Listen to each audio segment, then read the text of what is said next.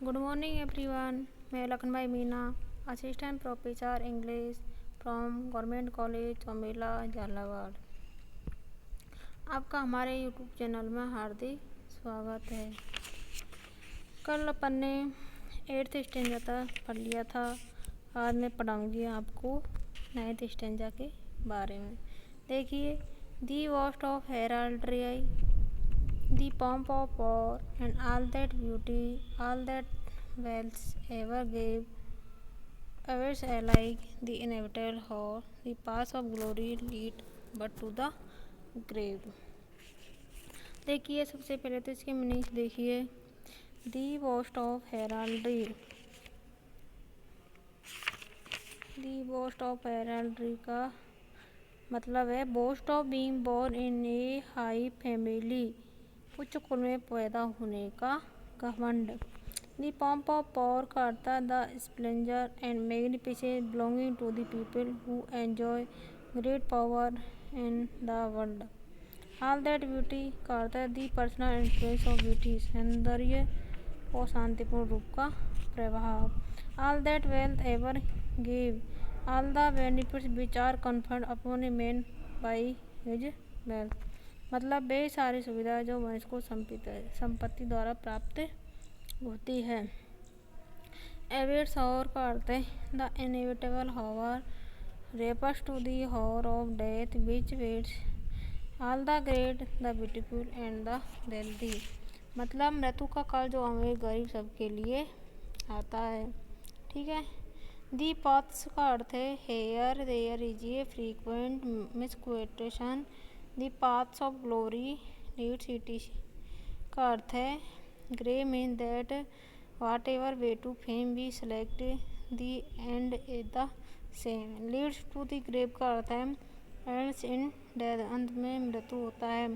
The paths of glory grave का अर्थ है all those people who seek wealth fame etc in the world are destined to die.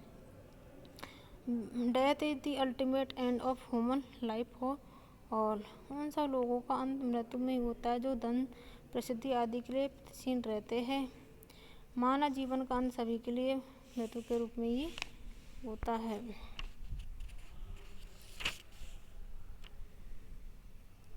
ठीक है। अब देखिए इसकी टेक्स्ट के बारे में। The boast of heraldry, the pomp of power and all that beauty, all that wealth ever gave, awaits and like the inevitable horror, the path of glory lead but to the grave। अब देखिए इसकी explanation के बारे में कि these lines have been taken from the poem Elegy written in a country churchyard composed by Thomas Gray।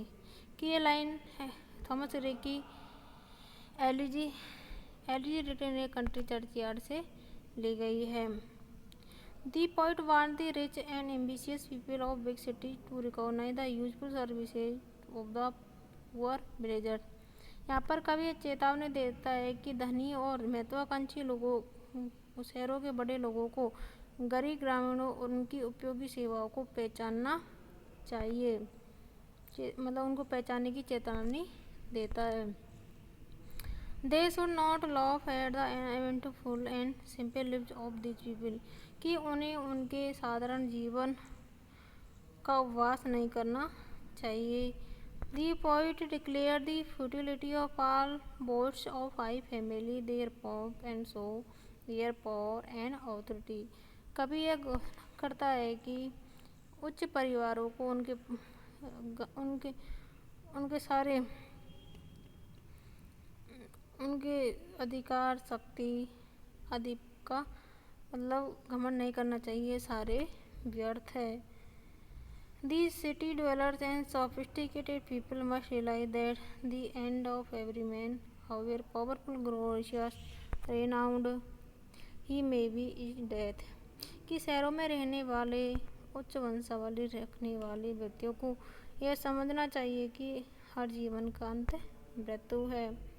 However powerful, glorious, renowned he may be, is death। भले ही वह कितना ही शक्तिशाली हो, महान हो, चाहे प्रसिद्ध हो। ठीक है। मतलब गरीब अमीर सभी के लिए मृत्यु समान आती है, चाहे उसके पास अधिकार हो या नहीं हो। There is no difference between rich and poor, high and low, known and obscure, great and small in the eyes of death. कि मृत्यु की नज़रों में धनी निर्धन, ऊंच और नीच, प्रसिद्ध और अज्ञात सभी समान है। ठीक है। Nothing can save man from the hands of, कि मृत्यु के हाथों से कोई भी नहीं बच सकता, अर्थात सभी की मृत्यु निश्चित ही होनी है। All the persons who won fame and glory in different walks of life will certainly die one day. कि सारे व्यक्ति जिन्होंने की प्रसिद्धि और ग्लोरी, विभिन्न क्षेत्रों में ग्लोरी प्राप्त किए, वे एक दिन निश्चित ही मृत्यु को प्राप्त होंगे। इसलिए उन्हें साधारण लोगों के जीवन का उपवास नहीं करना चाहिए। Even the entire wealth of the world cannot make them immortal. यहाँ तक कि सारी संसार की धन संपत्ति उन्हें अमर नहीं बना सकती, अर्थात उनकी भी मृत्यु निश्चित है। So no one has any right to mock at the simple and food life of farmer. इसलिए किसी व्यक्ति को भी साधारण लोगों, किसानों के साधारण जीवन का उपवास करने का अधिकार नहीं है। The rich as well as the poor, the poor as well as the humble will die one day.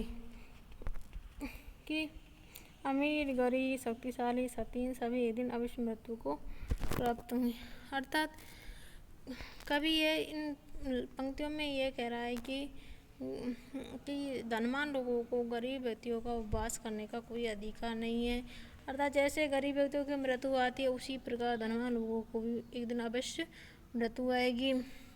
कि सारे संसार की धन संपदा भी उन्हें अमर नहीं बना सकती, अर्थात मृत्यु की नज़रों में अमीर, गरीब, ऊंच नीच, शक्तिशाली, शक्तिहीन सभी एक समान है। इस प्रकार धनवान लोगों को गरीबों का उपवास करने का कोई अधिकार नहीं है, क्योंकि किसान लोग उनकी बहुत उपयोगी सेवा है और उनका उपवास करने का उन्हें कोई अधिकार नहीं है। ठीक है। ठीक है, अब अपन ने 9th स्टैंजा तक तो पढ़ लिया। अब पढ़ेंगे अपन 10th स्टैंजा के बारे में।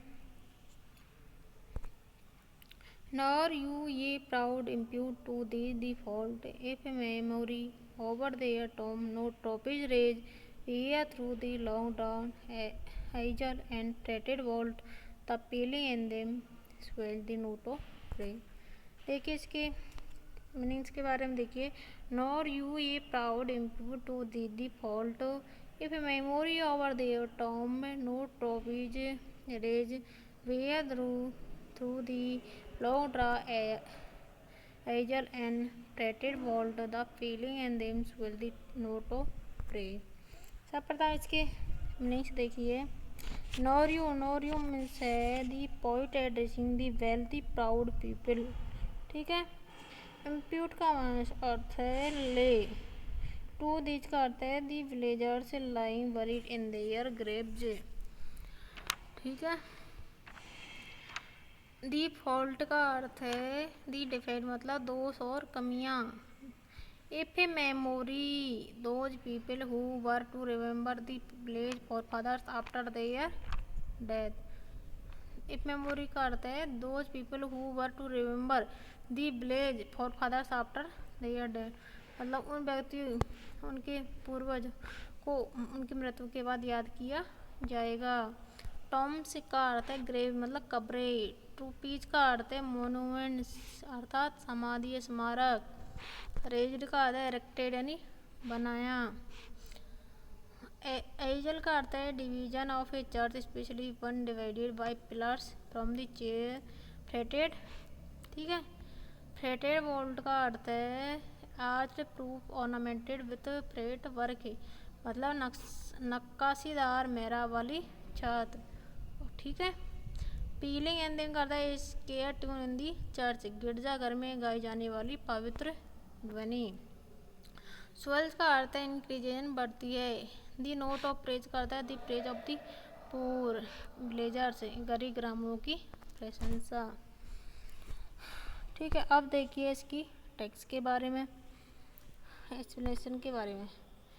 Nor you ye proud impute to the fault, if memory over their tomb not trophies raised where through the long drowned agile and fretted vault the pity and them swells and the note of prayer.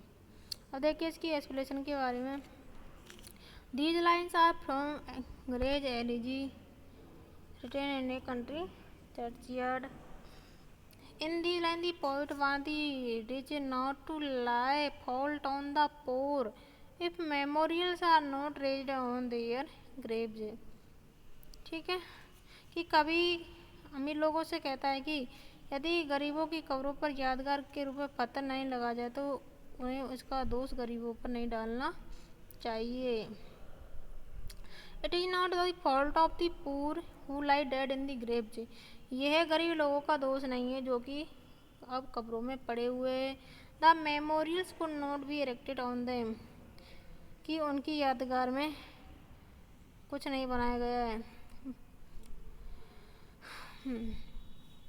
The society is more responsible. समाज को इसके प्रति उत्तरदायी होना चाहिए. अर्थात इसका दोष गरीबों पर उन्हें नहीं डालना चाहिए, बल्कि यादगार के पत्थर उन गरीबों कब्रों में जो इनमें दबे पड़े हैं